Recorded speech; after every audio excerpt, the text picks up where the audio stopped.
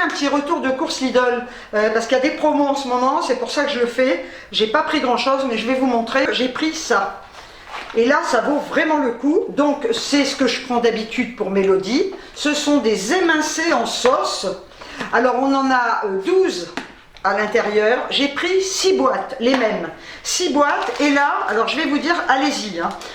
6 boîtes de bouchées. À la base, elles sont à 2,76 et là, elles passent à 2,29. J'en ai pris 6. Ça m'a fait quand même 2,82 € de réduc. On a la litière. Ça, ils le font régulièrement. C'est-à-dire que j'en ai acheté 2, la troisième est gratuite. Donc ça vaut le coup. Quand c'est comme ça, j'en prends tout le temps. Donc j'en ai pris 3. À la base, le paquet de litière fait 3,99 €. Donc 3,99 € offert, c'est quand même très intéressant. Pour 2,69 €, j'ai pris un mix de fruits rouges comme ça surgelés. Donc c'est un paquet de 1 kg. Voilà, j'en ai jamais acheté, donc je vais goûter, il n'y a pas de raison. Et l'avantage, c'est que vous sortez la quantité que vous voulez, et là, au moins, ça ne va pas s'abîmer. J'ai pris également, pour le même prix, donc 2,69 € le paquet, là ce sont des paquets de 700 grammes. J'ai pris 2 paquets comme ça de framboises.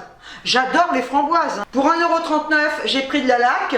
Voilà, je la prends tout le temps là-bas, c'est de la marque Sienne, extra fort, donc c'est 4, après il y a super fort, c'est 5, volume et force ne collent pas, fixation 24 heures. Pour 1,09 €, j'ai repris mes Krusty Crocs comme ça, ah bah ça c'est mon petit plaisir, hein. Voilà.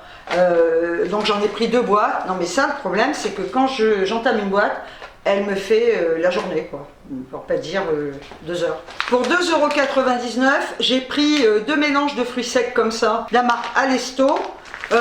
C'est ou pour manger comme ça, ou pourquoi pas mettre dans des salades, je vais voir. Voilà, ce sont des paquets de 200 grammes, c'est pas donné quand même ça. Hein. Pour 1,89 €, j'ai pris des Mentos, des petits bonbons comme ça. J'adore ça, ça va remplacer un peu le chewing-gum. Mais apparemment, ils sont pas sans sucre. Mais bon, écoutez, naturel, j'aime bien quand ils mettent naturel. Tout est très naturel. Déjà, rien que l'emballage en lui-même, il est naturel, il faut le savoir. Il n'y a pas de produits chimiques dans les emballages. C'est connu. 2, 4, 5. Ah, bah c'est marqué là. Hein. C'est marqué là. Hein. Ah bah oui. On en a 5, c'est bien.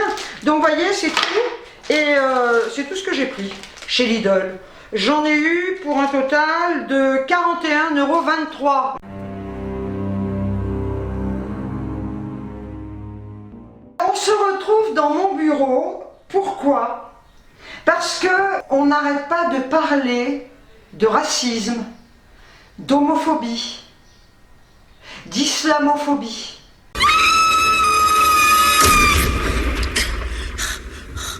C'est-à-dire qu'aujourd'hui, on ne peut plus rien dire sans qu'on soit accusé de tous ces mots. Et je trouve que ça commence à bien faire. Parce que tout est déformé. On ne va plus oser employer le mot noir parce que ça va être du racisme. On ne va plus oser employer le mot PD parce qu'on va être homophobe. On ne va plus oser employer le mot arabe. On va être considéré comme des gros fachos.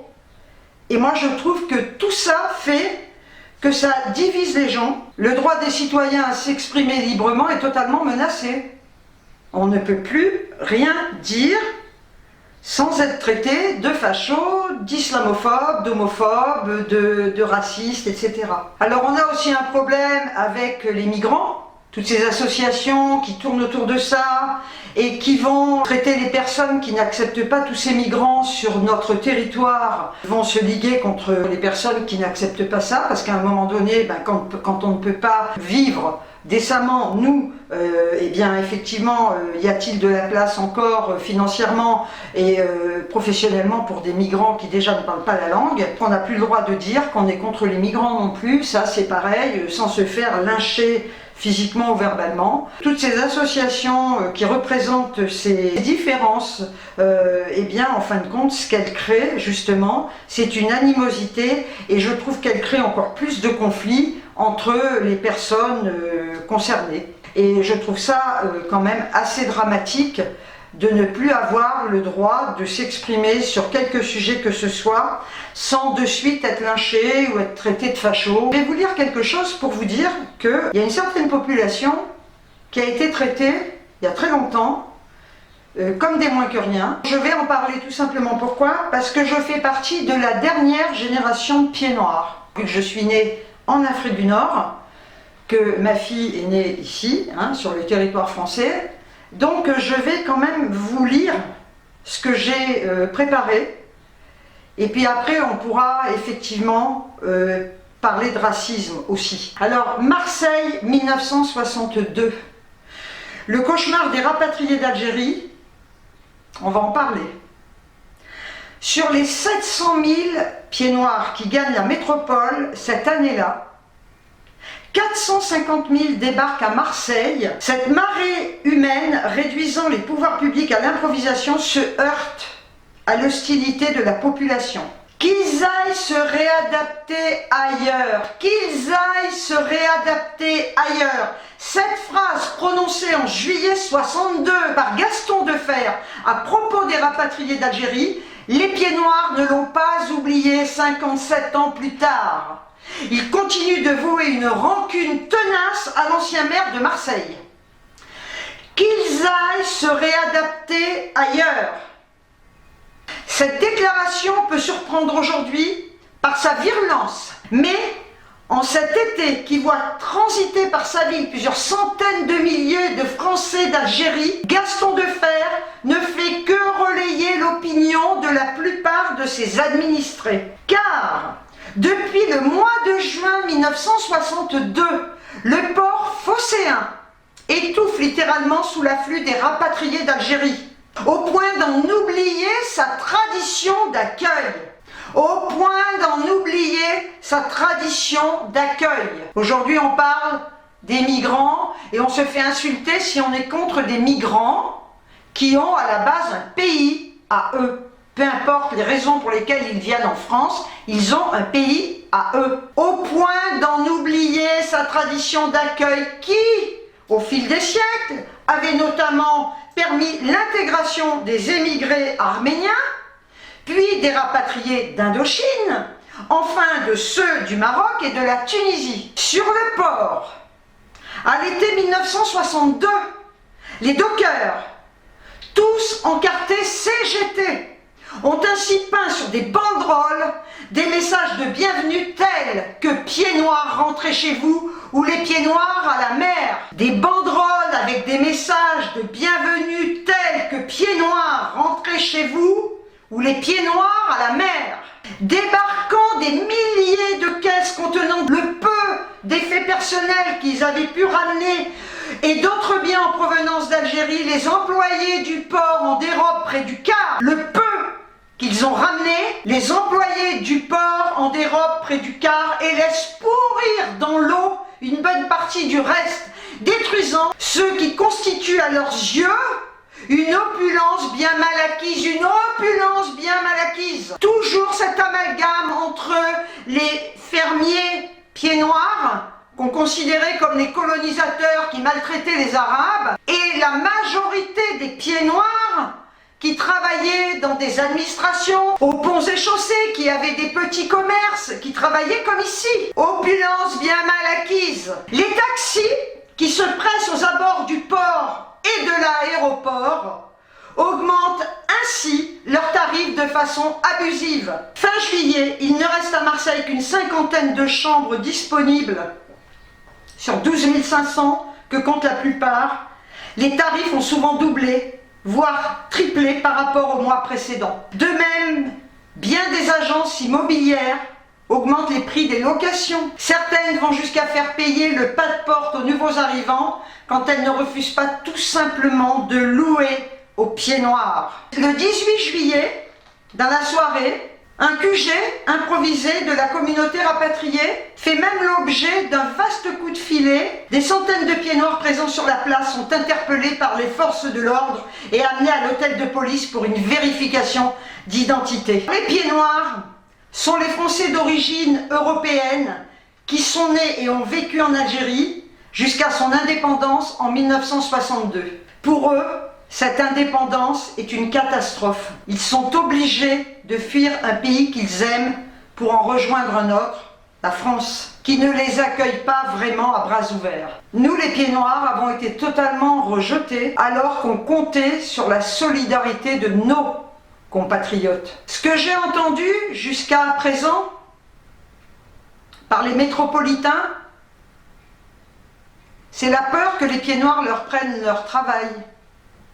C'est la peur qu'on bouffe leur pain. Et comme je le disais tout à l'heure, le métropolitain a une image d'un agriculteur très riche qui exploite de grands domaines. Ils sont supposés être tous racistes et maltraiter les Algériens qui travaillent pour eux. Cette image négative est largement diffusée par le FLN, le parti politique algérien qui a mené la guerre d'indépendance contre la France. Mais en réalité, comme je le disais tout à l'heure, la majorité des pieds noirs sont des petits agriculteurs, des petits commerçants qui ont tout perdu en 1962.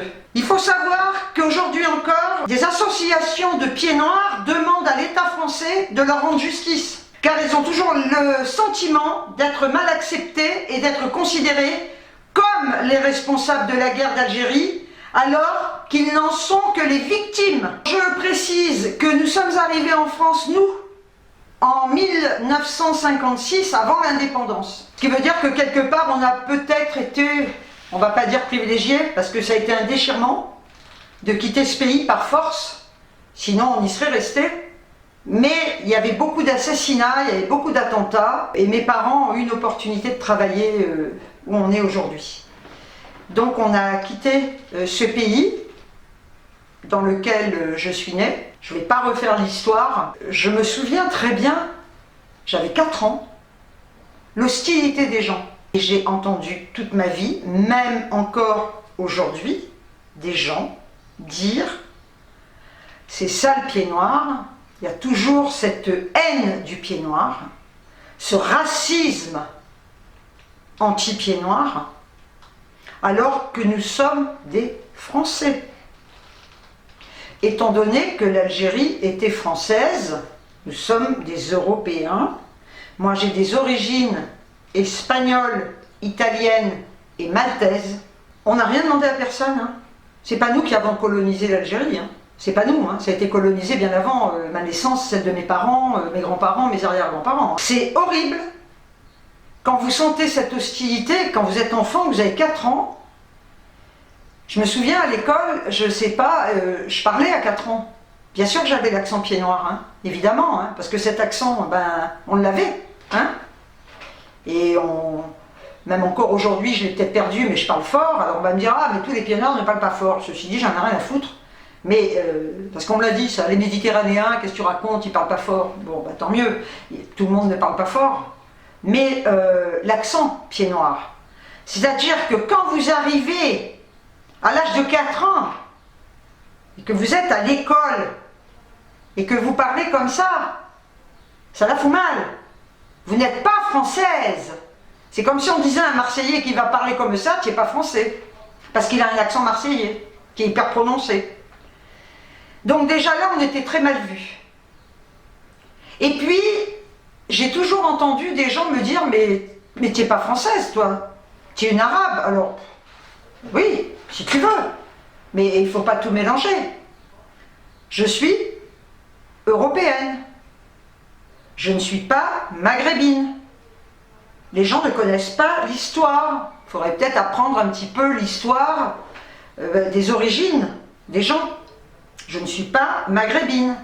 J'ai rien contre les maghrébins, mais je ne suis pas maghrébine. Toute notre vie, que ce soit mes grands-parents, mes parents, mes arrière-grands-parents, à partir du moment où on arrivait en France, on était des parias. On bouffait le pain des Français. Quand vous entendez ça, ben c'est pas marqué sur votre tête, à part si vous parlez avec votre accent, mais quand on vous croise dans la rue, c'est pas marqué sur votre tête, vous n'avez pas 2 pieds noirs là. Hein. Je travaillais dans un magasin et je me souviens d'un couple qui arrive dans ce magasin, je sais pas, mais comment ils sont venus à parler des pieds noirs, c'est con à moi. Et ils commencent à me dire, oui, de toute façon, c'est ça le pied noir, avec leur accent, machin, ils sont ordinaires, ils sont vulgaires. Oula, là vous êtes quand même dans une boutique, hein, vous travaillez, vous ne pouvez pas insulter. Je regarde la femme qui dit ça, et je lui dis, ah ben écoutez, je suis pied noir, avec un beau sourire. Oh, elle me dit, je suis désolée, mais ils ne sont pas tous pareils. J'adore ce genre de réflexion, c'est comme les homophobes qui vont dire à espèce de, moi, tous ces sales pédés, il suffit que l'homosexuel dise, ben, je suis homo, pour qu'ils disent, ah ben non, mais toi ça se voit pas. Bah oui, c'est-à-dire que c'est écrit, hein, homo, c'est écrit là, pied noir, c'est écrit. Une bonne femme qui me dit, ah oui, ce sale type en parlant d'un homme politique. De toute façon, avec la tronche qu'il a, c'est qu'un sale pied noir juif. Alors si, sous peu que vous soyez pied noir juif, alors là, vous avez gagné le pompon. Hein. Parce que alors, les pieds noirs juifs, putain, mais stop, quoi. Stop, stop, arrêtons. Donc elle me dit, ce sale pied noir juif. Et là, vu que je faisais un vide-grenier, je me suis dit, ma petite, t'es pas dans un magasin. Je la regarde, je lui dis, mais vous parlez des pieds noirs, moi je suis pied noir, moi. Oh, elle me dit, ça se voit pas. Ben, connasse, ça se voit pas. Qu'est-ce qui se voit pas? Qu'est-ce qui ne se voit pas? Est-ce qu'on a un type particulier? On a un type peut-être méditerranéen. Moi peut-être j'ai un type méditerranéen, parce que mes origines sont méditerranéennes. Mais les pieds noirs, il y a des pieds noirs qui venaient de métropole, et qui ne sont pas forcément typés.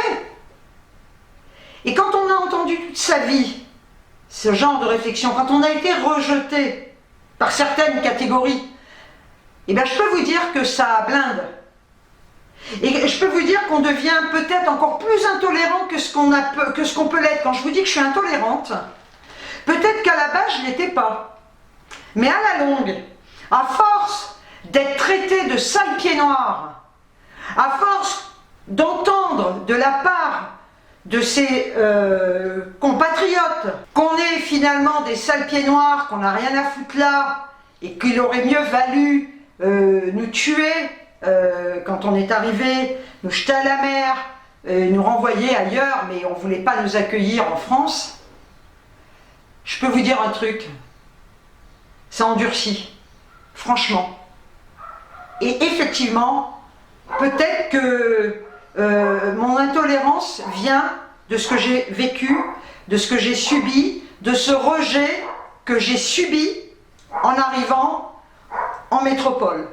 Donc je voulais faire cette vidéo tout simplement pour dire qu'il y en a ras-le-bol de cette propagande qui monte les gens les uns contre les autres en disant que vous êtes homophobe parce que vous allez dire à quelqu'un que c'est un PD, en disant que vous êtes raciste parce que vous allez dire à quelqu'un qu'il est noir, en disant que vous êtes raciste ou islamophobe, en disant à quelqu'un que c'est un arabe. Plus il y aura de propagande, plus il y aura de conflits entre toutes ces diversités. Et ça, il faut le comprendre. Et là, je pense qu'on est en train de monter toutes les populations les unes contre les autres. On ne parle que de ça. Ça crée des conflits énormes. On le voit sur les réseaux. C'est des guerres à n'en plus finir.